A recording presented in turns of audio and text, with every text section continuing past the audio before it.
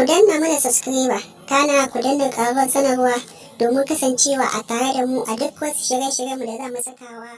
Mun gode.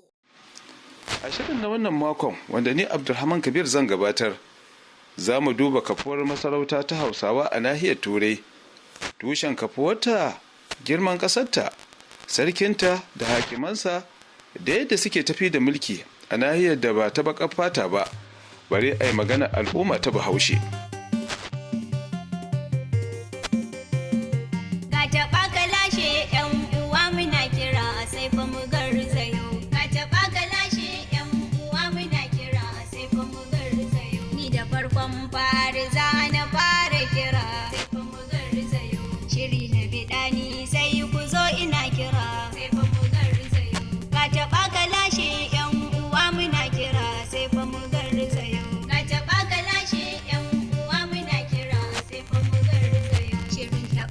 Al'adu yake nufi sai fa mu garzayo, al'adu na al'umma a ko'ina suke sai fa mu garzayo, da kun tsaya lallai za mu bayyana muku sai fa mu garzayo, ka taɓa ka lashe yan uwa muna kira sai fa mu garzayo, yakan taɓo addinai a ko'ina suke. Kusan shekaru 10 kenan da kafuwar masarautar Hausawan Turai, wadda sarkinta yake da fadarsa a Faransa. Asalinta dai kungiya ce ta rikida ta koma sarauta, kuma sarkinta na farko shine Alhaji Siraja Jankado. Bayan fadar sarki Siraja ta birnin Paris, akwai wata ma a nan birnin Kano, inda a nan ma ana zaman fadanci. To ko yaya girman wannan masarauta yake a nahiyar da Bahaushe ya je bakunta? Mai mataba sarki Siraja Jankado ya ce duk da kasancewa masarautar karama ce, amma fa a sannu a hankali tana faɗaɗa. Muna da wakilci a manya-manyan ƙasashen turai ta yamma, sannan kuma akwai wasu daga cikin ƙasashen gabas irin su Romania da kuma Austria, amma daga abin da ya kama daga Faransa inda cibiyar masarautar take zuwa ga Ingila, Germany, Belgium, Netherlands, wannan muna da wakilai sosai, da kuma akwai al'umma Hausa da yawa wannan kasashen. Tasirin wannan masarauta da ne ya fara amfanar 'ya'yan Hausawan Turan da a da iyayensu ke tsoron kada su taso a bakwar al'ada, alhali ga tasu ta gado iyaye har zuwa kakanni. Mai mataba sarki Siraja Jankado ya yi ƙarin haske kan yadda masarautar ke tafi da harkokin mulkinta. A sati so ɗaya ko so biyu mukan iya haɗuwa, musamman ma ƙarshen sati, lokacin da kowa yake da sukuni, kuma akwai majalisa wanda yake na hakimai, wanda daga cikinsu akwai wanda suke wakiltan kasashe da dama, kasashe daban-daban, sukan haɗu ko ta waya, kafafen sadarwa, ta nan ake gudanar da harkokin mulki, amma dai baya fin so ɗaya ko so biyu a sati. A tsari irin na sarautar ƙasar Hausa, hakimai su ma masu sarauta ne da mulki baya gudana sai da su.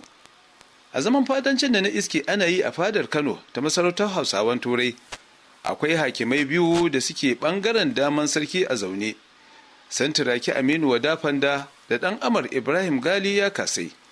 Malam Aminu Wadafanda, wanda har ila yau shine Santurakin Fandan, ya ce wannan sarauta ta 'ya'yan sarki ce da ya gado ta. Sarauta ce ta ɗan sarki, wanda yake ni jikan sarkin Fanda ne, Ibrahim Dashi, kuma ɗan sarkin Fanda Muhammadu, kuma ƙanin sarkin Fanda Ibrahim na yanzu. To wannan sarauta ce ta muta cikin gida ta Santuraki, wanda ya ɗauka ya bani a lokacin da aka gudanar da bikina. To bayan mun je ƙasar Faransa neman digiri na 3, muna tare da shi mai martaba sarki, sai ga dacewar ya ɗauko ni ya maimaita mun wannan sarauta. Kuma ɗaya daga cikin aikace-aikacenmu shine muna cikin 'yan majalisa na sarki wurin taimaka masa da shawarwari wurin zartarwa da abubuwan da suka shafi wakilci da abubuwan da suka shafi sasanci. Idan wani abu ya faru a can yakan tura mu je mu wannan wakilci bisa umarninsa.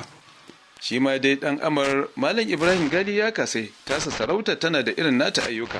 Ɗaya daga cikin aikace-aikacenta sun haɗa da kula da sauran hakimai da suke ƙarƙashin masarauta, da abin da ya shafi diflomasiyya ta ƙasa da ƙasa wajen haɗa sarki da sauran nahiyoyin sarakuna da kuma abin da ya shafi haɗa sarki da sauran mutane da suke wasu ƙasashe.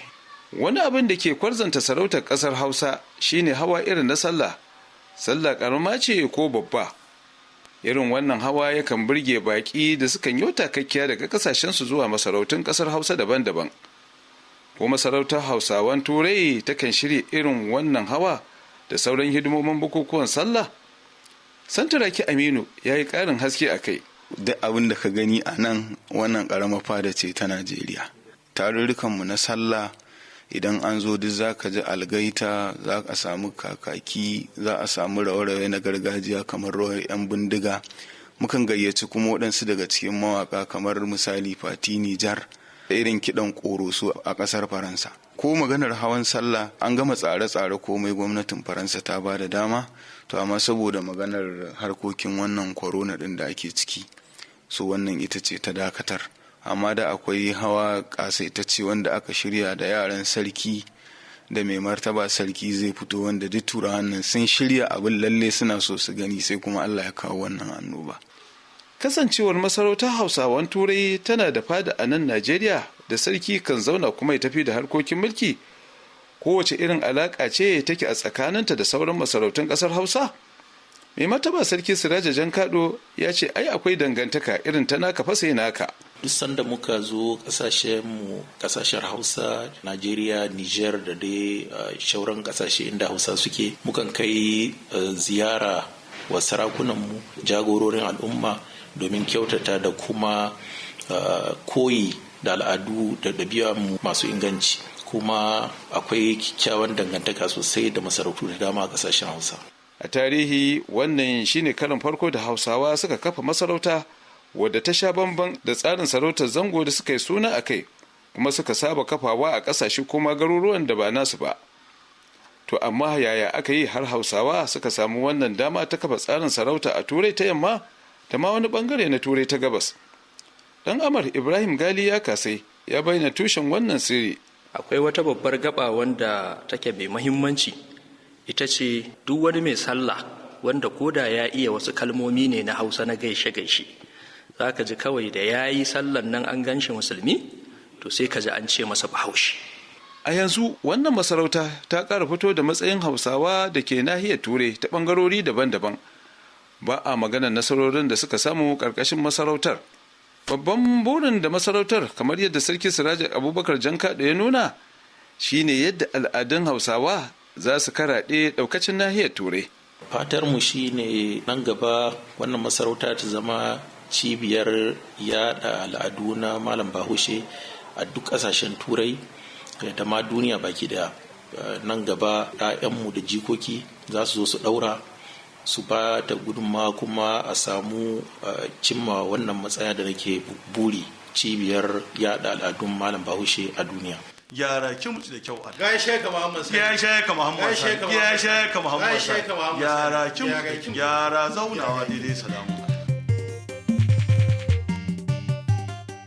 Mafi yawan masu sarauta a wannan masarauta masu neman ilimi ne ko sun riga sun same shi, sai 'yan kasuwa da sauran waɗanda su shiga turan domin cirani. Masu sauraro, da wannan tsaraba kan masarautar Hausawan Turai shirin na wannan makon na taɓa kalashi ya kammala. A madadin sashen Hausa na DW, Abdulrahman Kabir ke mana fatan alheri daga Kano. To madalla a gaida Abdulrahman Kabir daga Kano.